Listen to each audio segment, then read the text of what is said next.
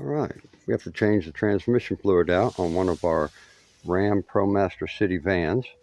Uh, this one is one we're just adding to our fleet, and before we do, we always change the transmission fluid out on these. Now these are very difficult. They don't have a dipstick, and the transmission fluid fill is a side fill. So the first thing we have to do is take the driver's side wheel off, which we've already done. So we took the tire and the wheel off. Now the problem here is where the drain fill is located. Because it is a side fill, these are technically a sealed transmission.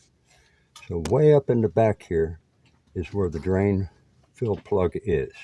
It is a 8mm hex head socket. However, you probably won't be able to get a socket and swing a ratchet in here because it is very close. So if you're looking at the front of the wheel, it sits right back, right up there. Before you ever attempt to drain the fluid, always make sure you can open this valve. Otherwise, you can't put new fluid into it. So we've got a Allen wrench hex head set in there, and now we don't have quite enough leverage to break it free because it's so tight in there. If we set it on the next position to the left, it's going to be right up against the frame. So basically what I do is I set something against that and tap on it with a mallet from the outside, and it'll generally break it free. Now that I've got my drain plug out of there, I know that I can refill it. Of course, we have to use a pump to pump the actual fluid into this one, but now we're comfortable to drain the fluid. We've got our drain plug off there. We've got our Allen wrench hex head set here to release the drain plug. Once we got it loose here, we just start spinning. We get it down a good ways to where we can do it by hand. Keeping our hand to the side will keep less of the fluid from getting on our hand when it comes out here.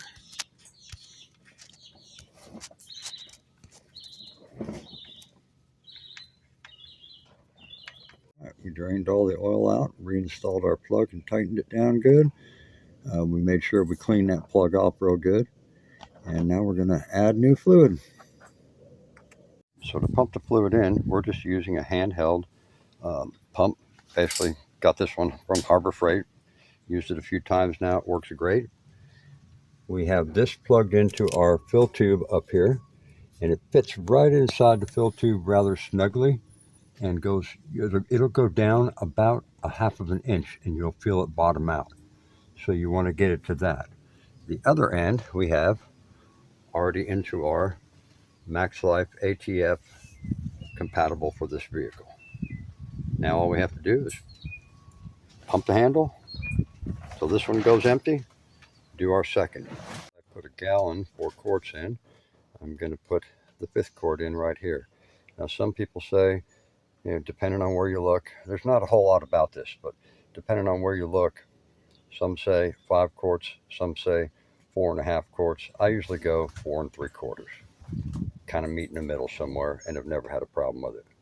So let me go ahead and get this all pumped in on this one and get this cap back on. Pumping that in, I normally just gravity feed this line in here to get any excess out of there before we reach up here and pull that out. So now that we did that, we're going to reach back up in here and we're going to lift the drain tube out of the fill hole. So we cleaned the drain plug off real good, and now it's a matter of getting that sucker back up in there. All right, so we have all the new fluid in. We have our drain plug back in. Now it's time to get this tire back on, and then what we're going to do is we're going to cycle the reverse and park and drive about 2 or 3 times. Once we do that, we shut the vehicle off, put the tire on, be sure to tighten the lug nuts, or lug bolts I should say, fully, and that's how you change the transmission fluid in a ProMaster City van.